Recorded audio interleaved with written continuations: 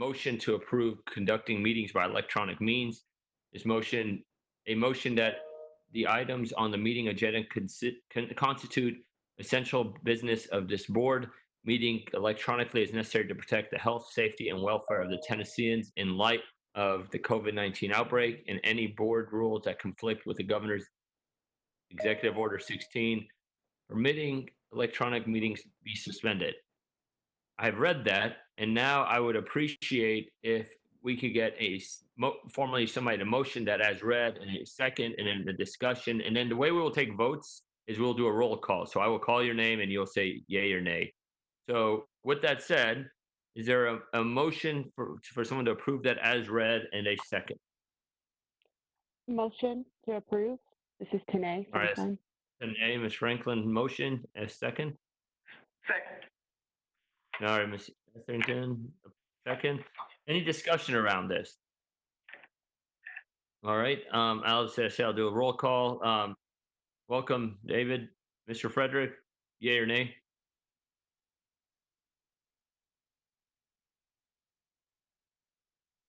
Ms. Etherington, yay or nay? You guys hear me? We can hear you. I'm thinking that Mr. Frederick doesn't have audio at this time. Okay, I'll come back to him. Yay or nay on this motion? Aye. Okay, so I'm going to call everyone's name, and when I call their name, just say yes or no, please, or abstain. I'd appreciate that. So we'll start with Ms. Franklin. Yes. Yay. Ms. Etherington. Yes. Dr. Campbell. You're muted, Dr. Campbell. I'll come back. All right. You're unmuted. Yay or nay, please. Yay. Dr. Johnson. Yay. And Mr. Frederick.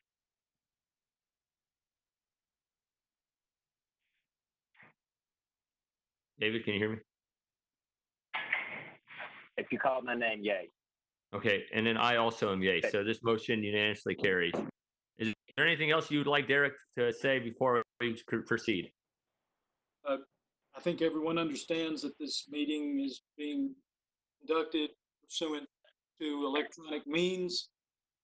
This has been made available through the governor's executive order number 16, and as the motion advised, it's for the purpose of essential business. And I will listen attentively as you all conduct the meeting. All right, thank you, Derek. So what we're going to do is, you've seen the agenda. Dr. Caldwell is going to do a report at the beginning. I will do a report at the end. Mine is a little bit more involved than I typically do. I think this is essential for us to be able to have question and answers, but I do ask that if there's a hand button, if you would like to speak, please hit the hand button. And I will just I'll direct that if that's okay. And then we will talk about essential business as per the agenda. So with that being said, Dr. Caldwell, the floor is yours, sir, for a report you want to give.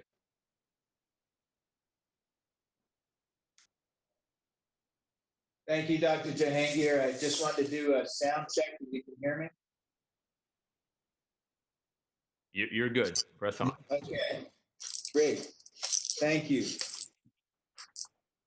I'd like to draw the board members' attention to the written report, which is submitted in part of your packet, which includes a menu of items in more detail for you, so that you can understand that while we are focused intensely on the current COVID-19 crisis, in addition to the tornado response efforts, that the Department of Health functions and services continue as best as possible unimpeded. A few exceptions to this would be, for example, the school nurse program, where the schools are out, but we've been able to redeploy the school nurses to other areas, specifically with our hotline and other areas. Our dental program has been cut back because there have been guidelines to reduce dental services only for emergencies. So once again, those staff for our COVID-19 functioning. One item that I'd like to highlight in my written report is in community health. The WIC program and services are being provided by telephone. And as you might imagine, the demand for services has increased. And I've been very pleased to report to you that the WIC program has been able to continue to provide the benefits to our community and even reach more people than we have before.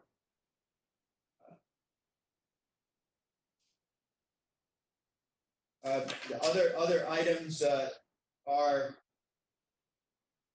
I would draw your attention to the written report, but I would like to also tell you how pleased I have been with how the department has come together, with now me just being here brand new, to welcome me and to come together. The executive leadership team has really worked well.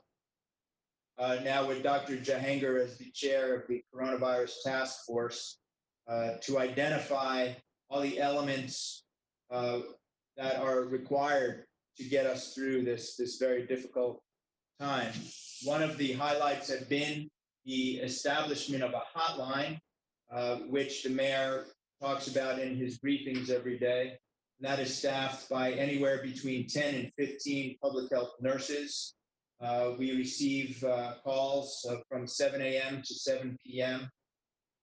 And then the assessment centers, which we have to augment the care system of testing for COVID-19 in the community, are now operational at 3 different sites from 9 a.m. to 3 p.m., being staffed in partnership with colleagues across the healthcare system in Davidson County, specifically those at Vanderbilt, those at a combination of HCA, St. Thomas, Ascension, and then also with Meharry and Nashville General. We also now have recently staffed a results line where people are able to call in to get their test results specifically from those assessment centers. You'd be very pleased to know how diligently our staff and our epidemiological investigation team are working. And we're looking to augment that staffing. Every day we get increased numbers of cases, and each one of those cases, positive cases, have to be individually contacted and have an outbreak investigation and interview. It is from there that we're able to get some more specific data regarding a number of elements of that particular patient, not only who they are, where they live, but also where they may have been, who else they may have been in contact with. So in addition to us following those positive patients, we also are following a layer of contacts of those patients who we feel might be at higher risk for possibly contracting COVID-19. Our workforce is an important priority throughout the community, but also at the Department of Health and all throughout Metro. So our first line responders, those essential workers, we're very concerned about that they are protected, and we have been working through the guidance at CDC, as well as the orders that I have subsequently put out in conjunction with your delegation to me of the emergency order a few weeks ago. Communication and adherence to the Safer at Home order is probably the most important elements right now, in addition to our contact tracing and testing activities.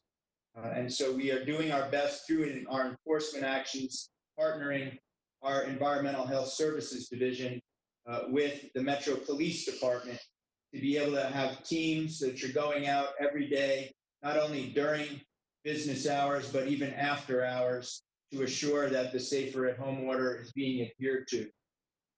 The Hub Nashville site has been a tremendous resource for people, whether you're online or on your phone, to learn about the COVID-19 information.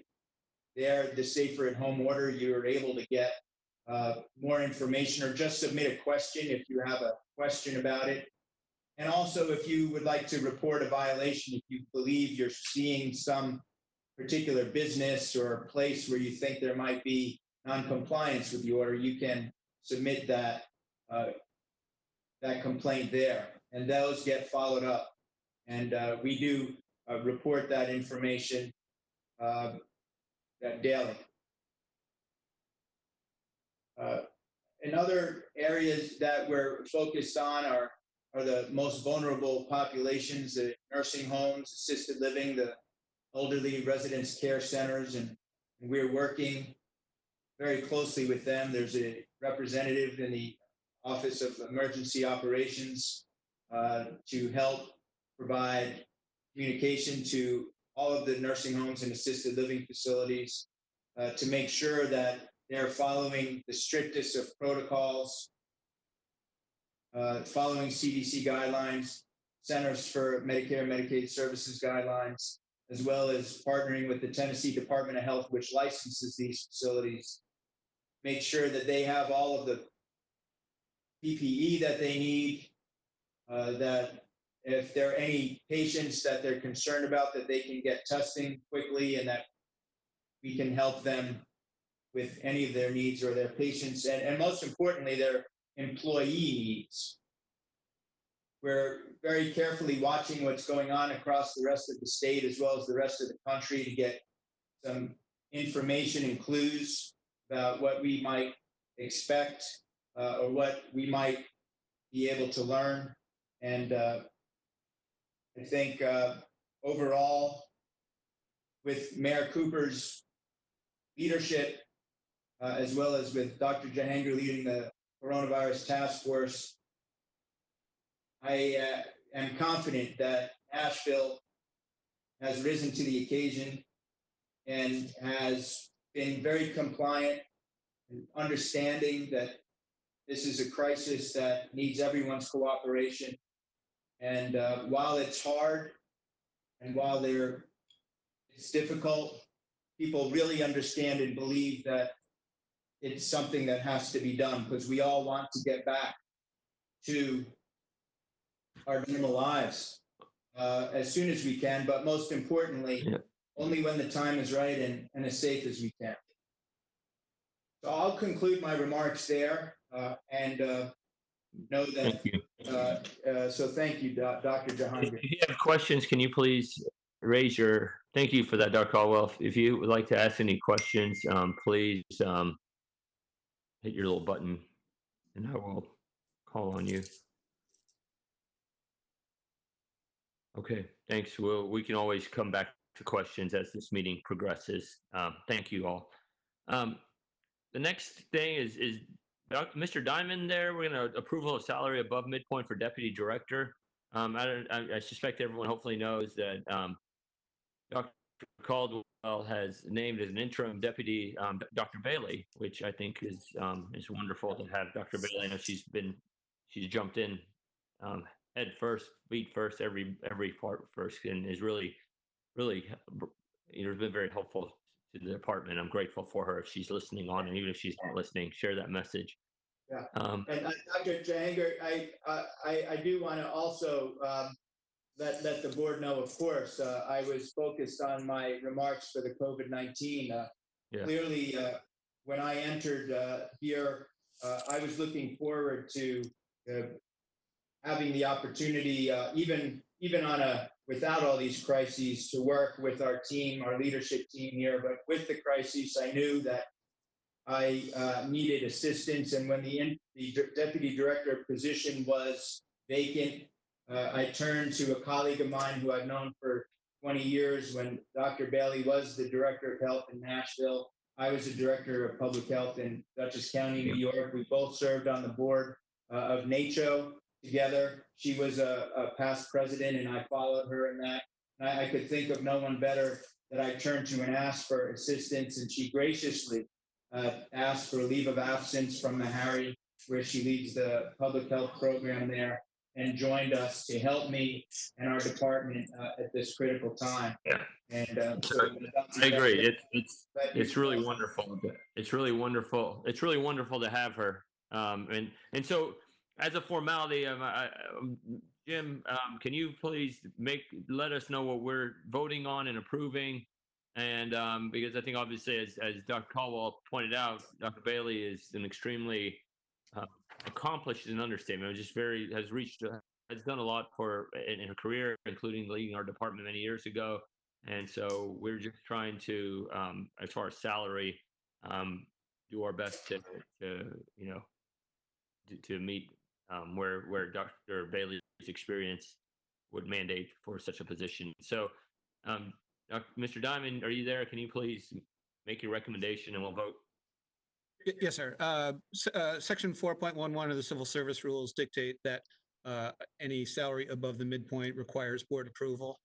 We've placed Dr. Bailey into the medical doctor classification, and her agreed upon salary was $210,000, and that is above the midpoint, which is $180,718. So we would request that the department would request that the board approve Dr. Bailey's salary at that level, which is above the midpoint for the medical doctor classification.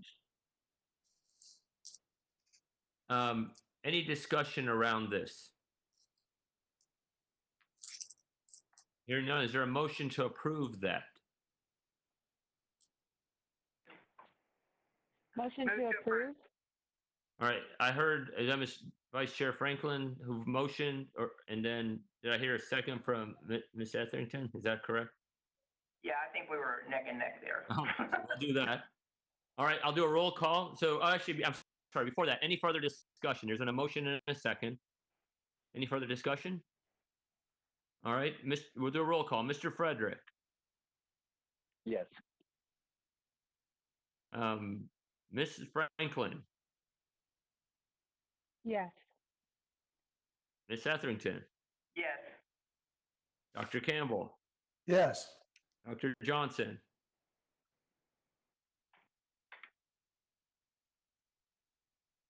Dr. Johnson. Yes.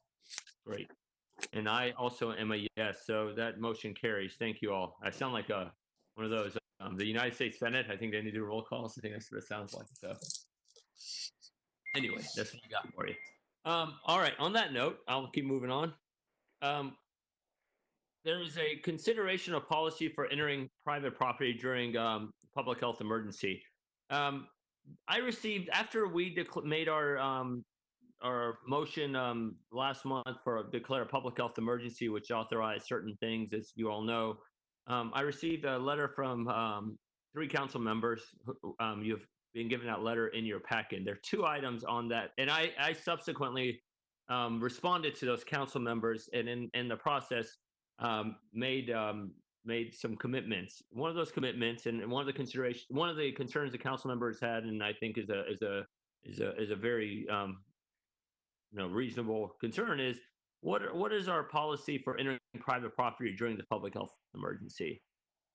And my commitment to the council members was to have a creation of a policy that is attached, that I encourage you to read, obviously.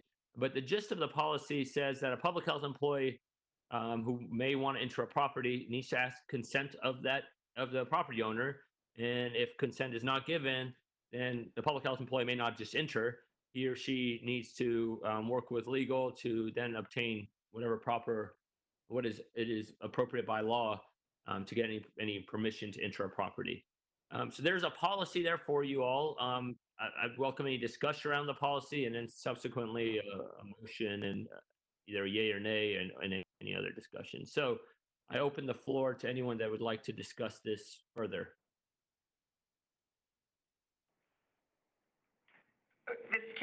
wonder if there have been, I mean, I read the instances that most people are cooperating and most are not, but are we in the department feeling comfortable with how we're partnering and getting it done when somebody may be resistant to this?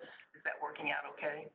Yeah, maybe Dr. Caldwell had, maybe if, Carol, if I may amend your question even further, is have we had any instances where we've had this issue? And then on top of that, also what Carol has just mentioned.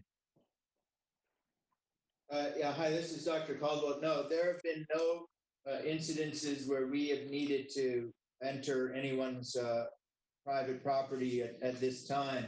What we have found is that all of the facilities we have had complaints that we have investigated have been primarily businesses that you might be operating in a non-compliant fashion or maybe operating at all.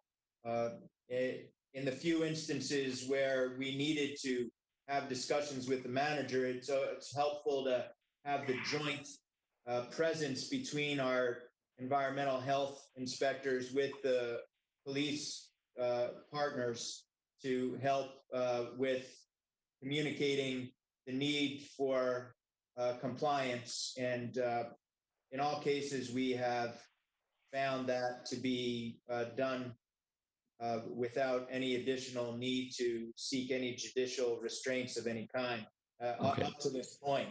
And I would say that the policy here that I see on entering makes complete sense to me, and that we would consult with legal department if there was any need to enhance our enforcement efforts beyond what we're doing right now. Thank you. All right. So any other discussion around this specific policy as noted? Okay. Is there a motion for approval of this policy? So moved, David. All right. Thank you, Ms. Frederick. Is there a second? Second, Tom. Thank you, Dr. Campbell. Any further discussion around this policy? All right. I'll do my roll call again. Mr. Frederick. Yes. Vice Chair Franklin. Yes. Ms. Etherington. Yes. Dr. Campbell. Yes. And Dr. Johnson. Yes. And I also vote yes on this motion. So this carries. Thank you.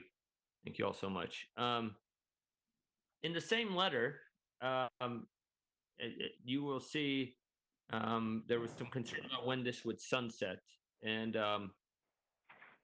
I think that's a very great question. And I think, as I often say in my other capacity, you know, we don't know when this curve is flattened, right? The virus dictates this for us as far as when this public health emergency ends, excuse me. With that said, however, I also recognize that an order such as the one we placed without limits has its own problems. And so what I've recommended in my response back to the council members is that that I would ask you all if you would be willing to extend the amendment so that it sunsets. So I'm talking specifically about the public health emergency. It sunsets on May 31st, 2020, if we don't do any action, assuming that we approve it.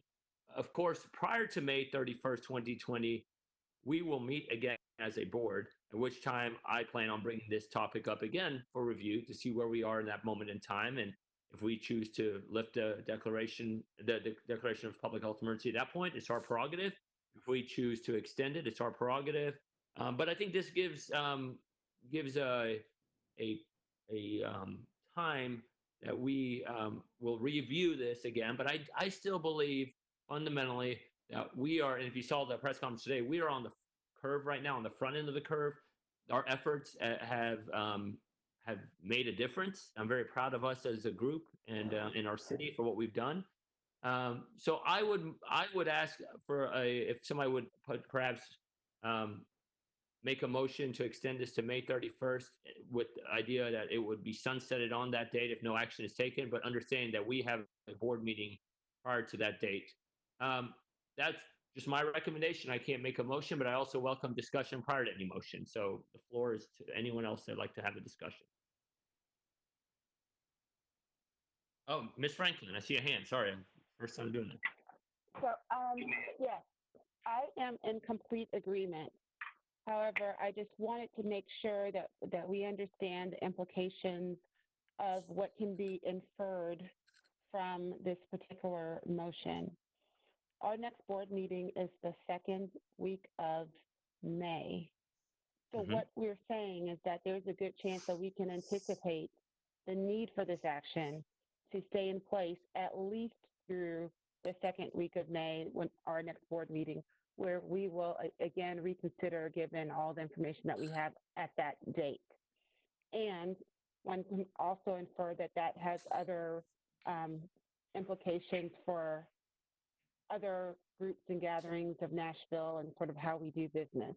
So I just wanted to make that statement. And but I understand the science. I understand our data to this point.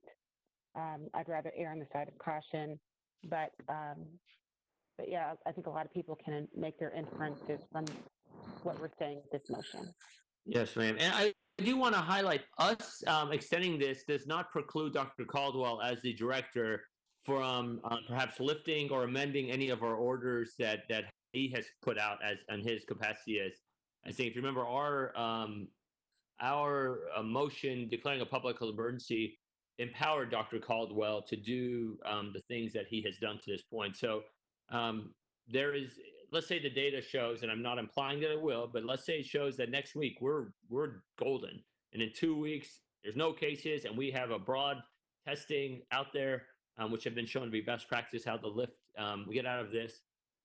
There is nothing that would preclude Dr. Caldwell from opening up things more than they are now. I say that with just so everyone on the call, and including myself, just remind that where we're extending is the emergency, which empowered Dr. Caldwell to do some of the actions that he's done. Any other? Do you have your hand up again today, or is that just? No, I can try to take it down. There we go. I'm good. I just make sure. Anyone else?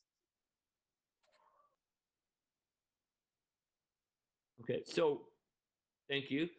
Is there any motion then that, as a chair, I can't make a formal motion?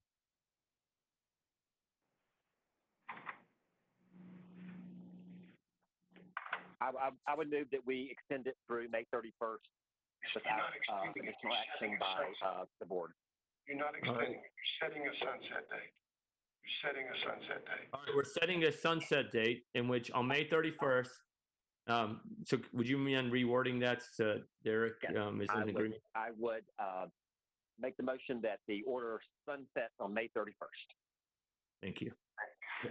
Is there a second of that motion? I'll second it. Dr. Campbell seconded. Any further discussion? All in favor? I'm sorry. Let me go through my roll call. Hearing no further discussion. Mr. Frederick? Yes. Vice Chair Franklin? Yes.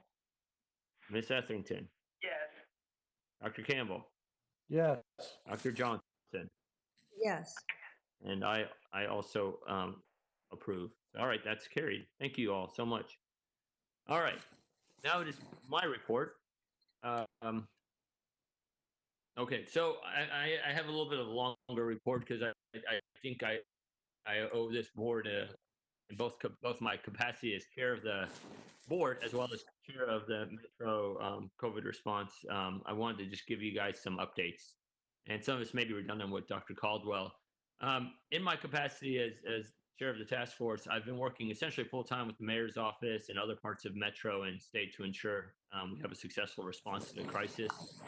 I've been working at one thing that from the get-go that's been a great partnership is working with the leadership as well as frontline staff and every level in between from all 5 of our wonderful medical centers and medical schools in our region.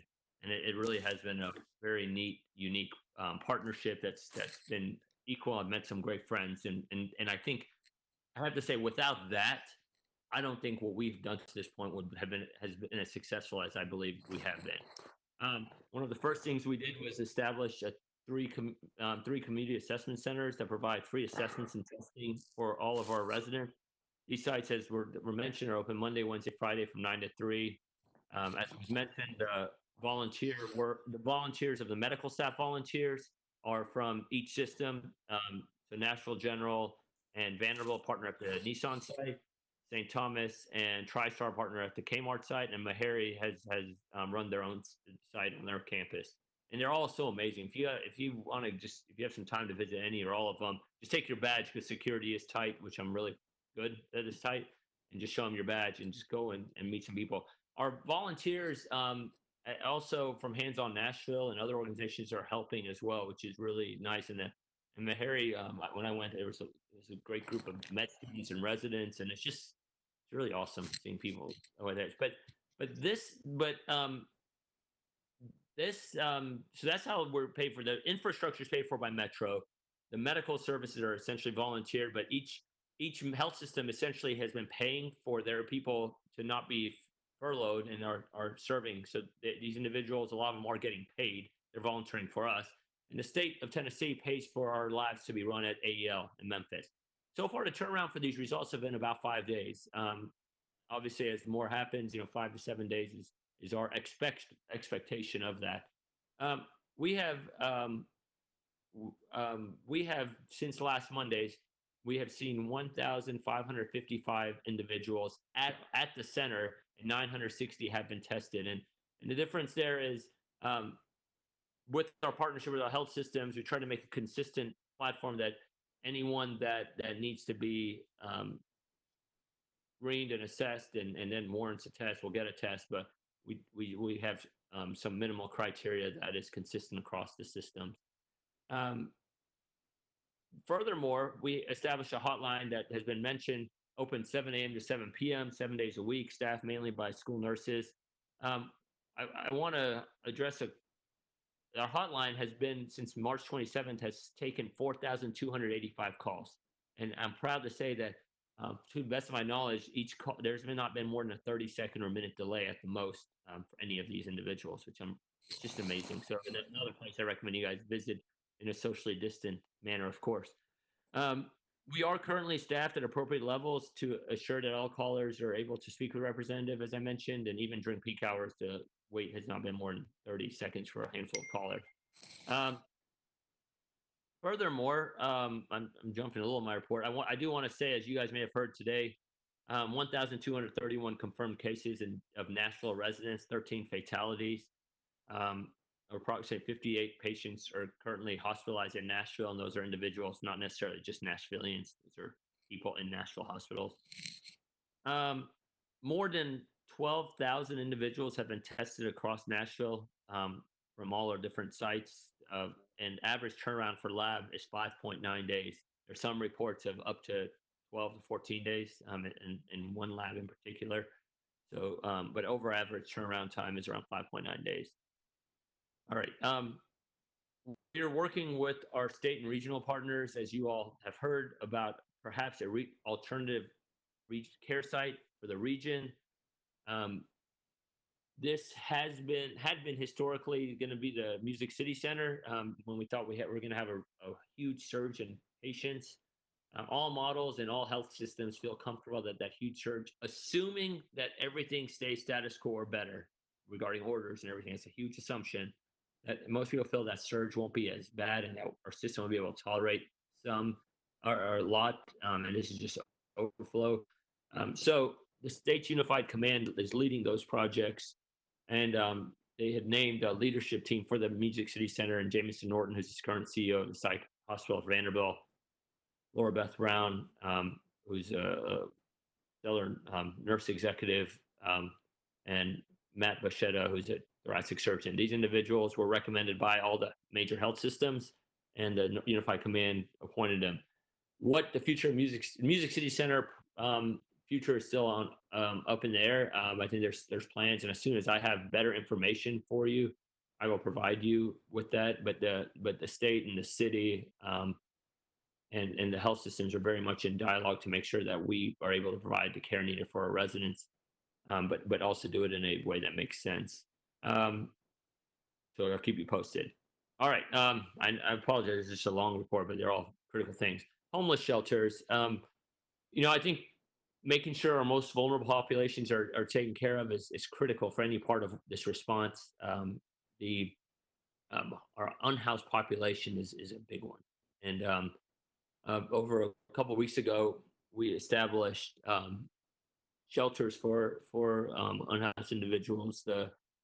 We have currently two shelters at the fairgrounds. One is for individuals that are well, no sign of illness, who want to practice social distancing, want to have facilities for hygiene purposes, laundry, entertainment, food, etc. And then there's another shelter for individuals that are either tested positive and need to self isolate, or are people under investigation. So they have symptoms of illness, they're being tested and pending results. Both of these are working well. So there, just I'll give you numbers, and I want to build on this a little more. Currently, the shelter for the people who are not ill has about 200 census. This is in addition. These people are referred to from the other shelters, so about 200. Our capacity is 250 or more.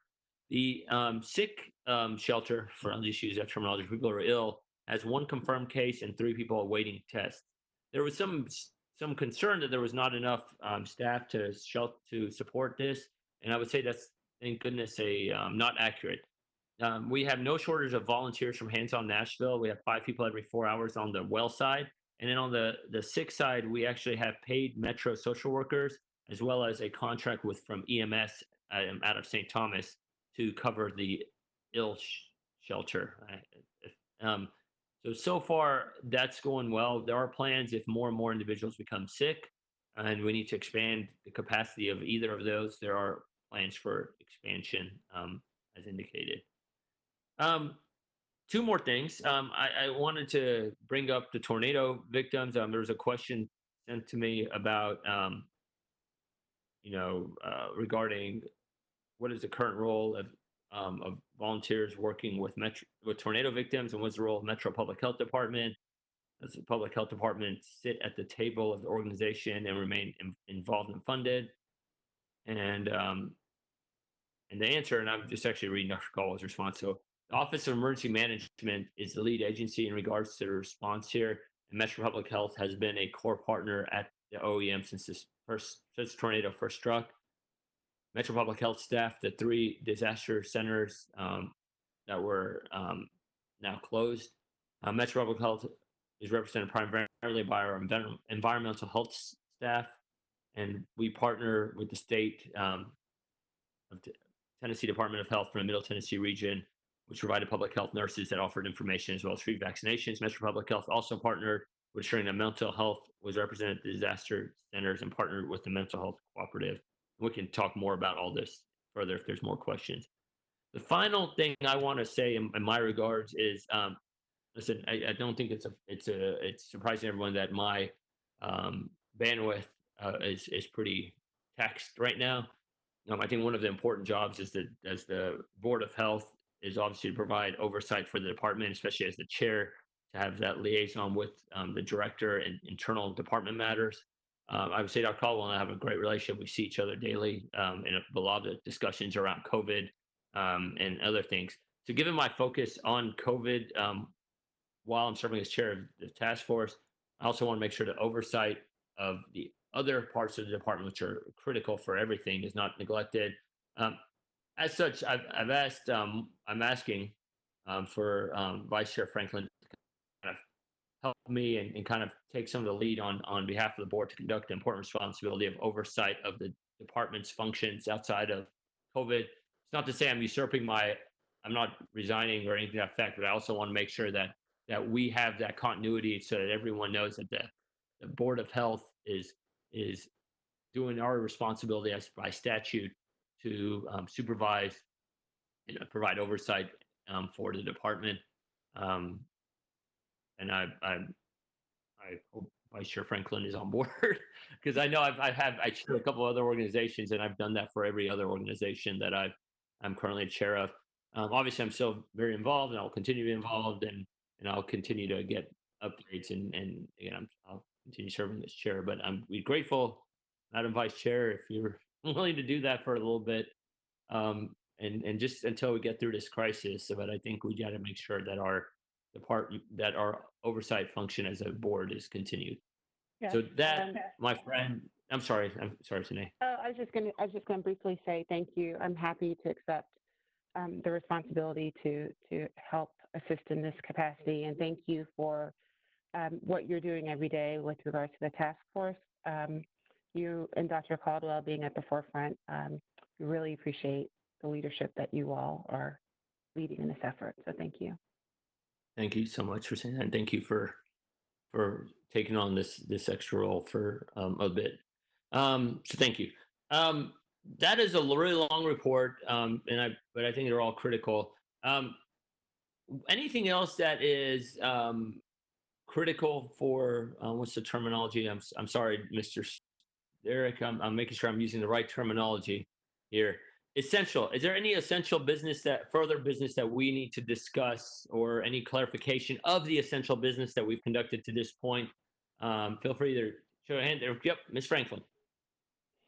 So these last couple of days, there have been conversations locally around our data with regards to understanding the impact on race and if there's a disparity in certain populations.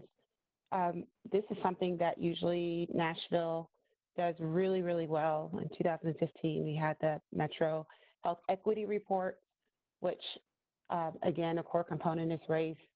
And public health in general is built on the foundations, particularly addressing health disparities, is based on the 1985 Heckler Report, which set the precedent for determining our Office of Minority Health.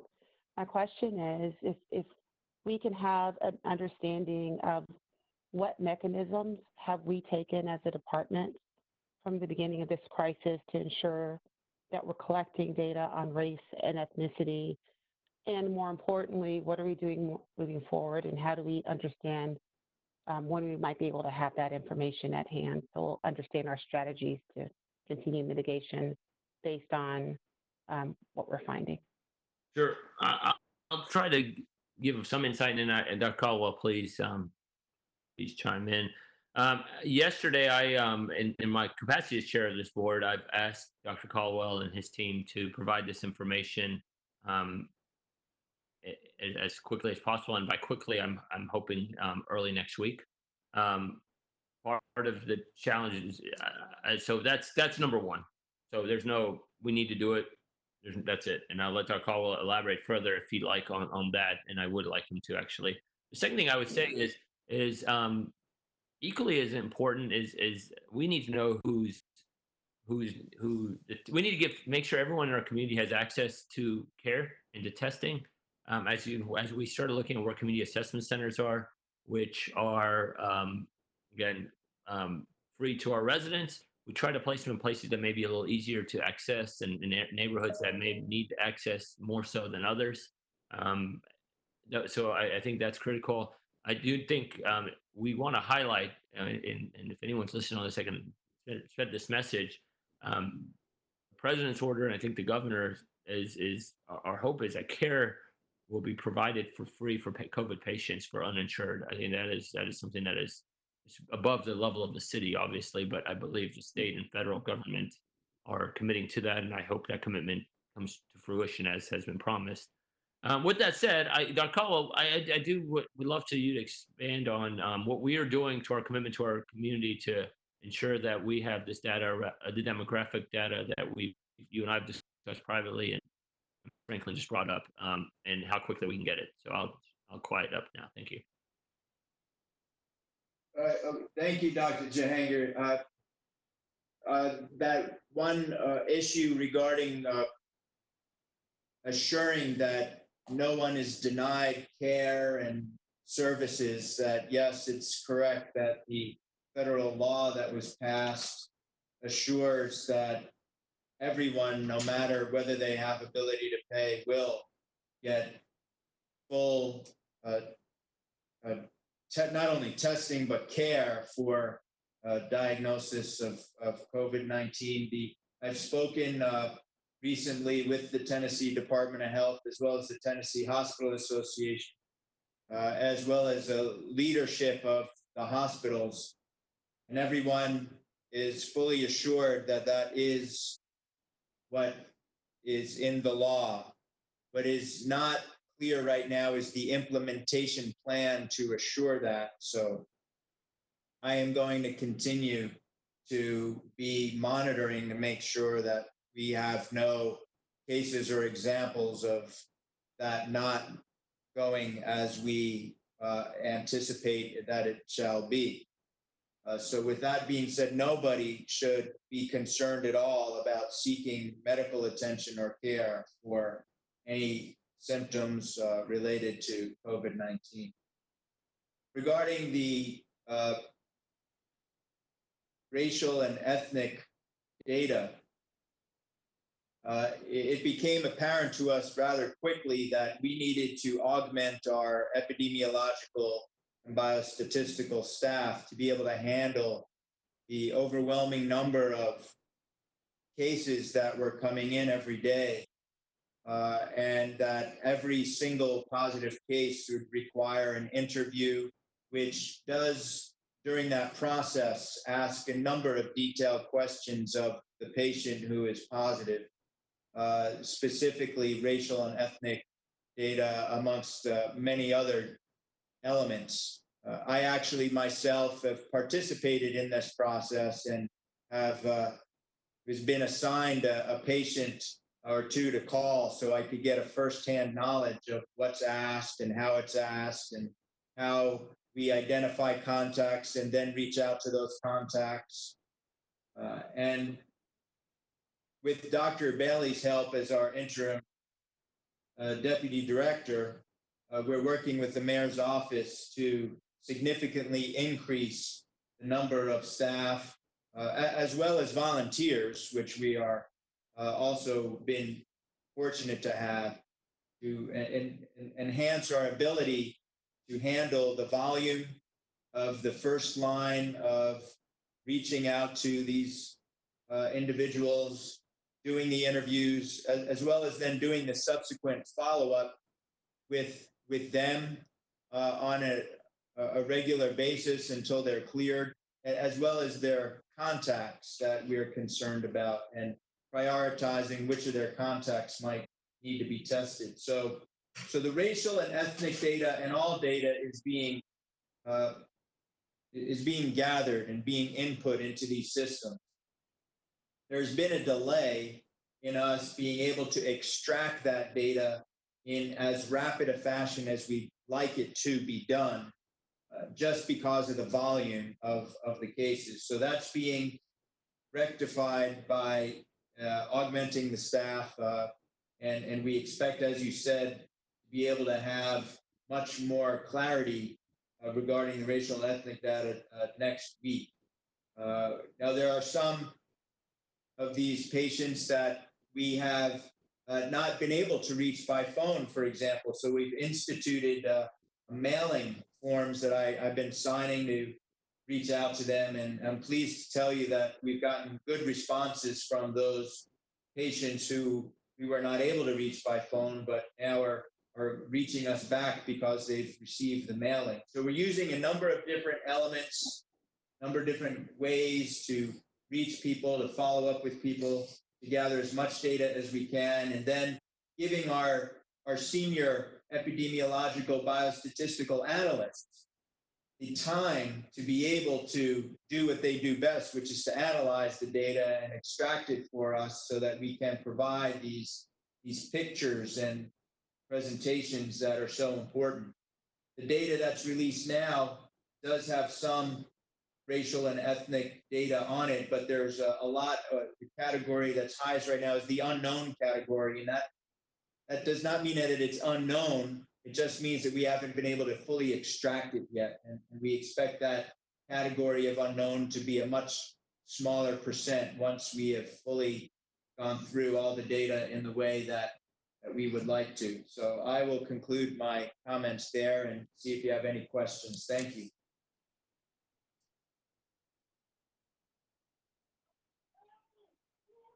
Thank you, Dr. Caldwell.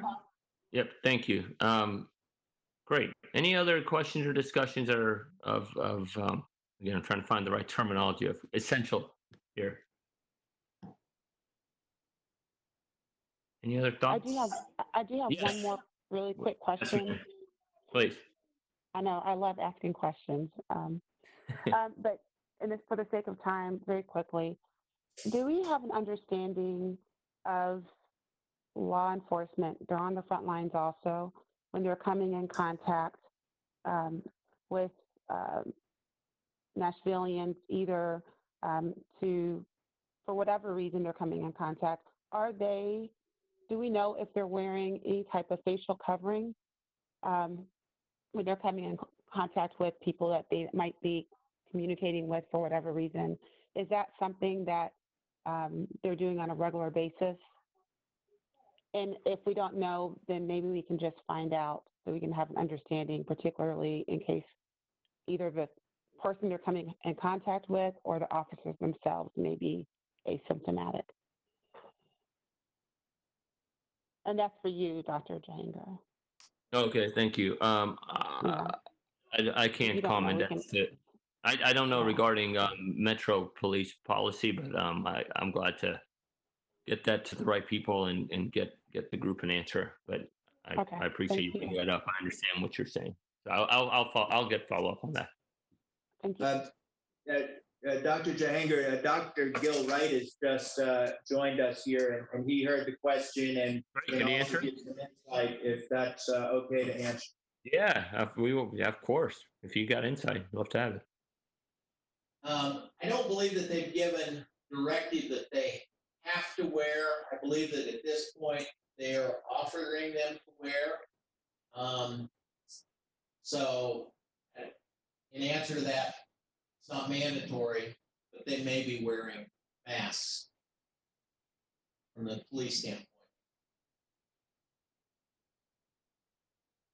So, Dr. Gill, is that a concern that we might have? I mean, particularly if they're in close contact with. Yeah, the problem is for them, because of some of the things that they do, such as their calling counterparts and walkie-talkie, that type of thing. There are times when that gets in the way, and they may not be clearly heard, which places potentially themselves or others at risk. So there's a little bit of pushback on that. The amount of people, I know that we've heard a lot about the asymptomatic people. There is a small percentage, it appears, that are asymptomatic and shed the virus. But by and far, that is not the normal case. I mean, that's probably only 1 or 2% of people from what we're seeing, at least initially, the numbers. So, yes, I think it's potentially a concern. I don't think it's that big of a concern. I know that they are making sure everybody's well when they go on shift and all of that.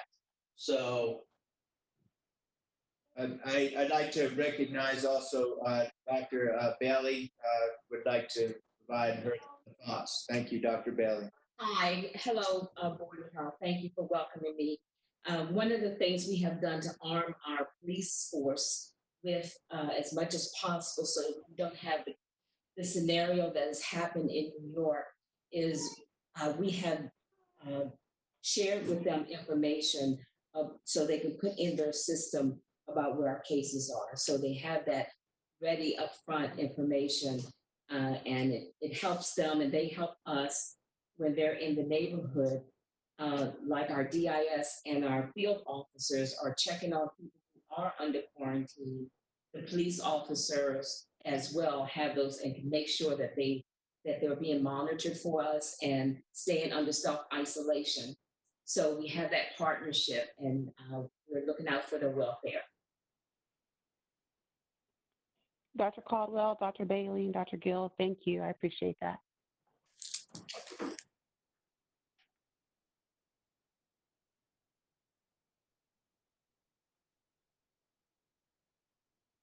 Sorry, technical difficulty. I'm back. Thank you. Anything else for this? We still have our civil service hearing or meeting. Excuse me. All right. Hearing no more business, I would entertain a motion actually the meeting's adjourned, so I can adjourn that. And now I'm going to open the.